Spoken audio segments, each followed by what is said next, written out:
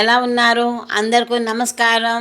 ఈ స్మార్ట్ జయంతి ఈరోజు మేము కొత్తిమీర ఇత్తనాలు నానబెట్టి బాటిల్ అన్నీ వేసిండాము. అది వేసి 8 నెలలైనా మొలకలు రాలేదు. మాకే టెన్షన్ అయిపోయి రాలేదేని మళ్ళీ మళ్ళీ మళ్ళీ వచ్చి 1 నెల పట్టింది.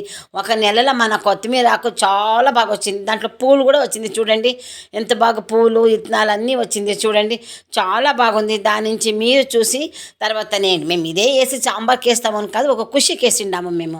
ఆ కుషిని మీరు పంచుకొని వేయండి. సరేనా ఫ్రెండ్?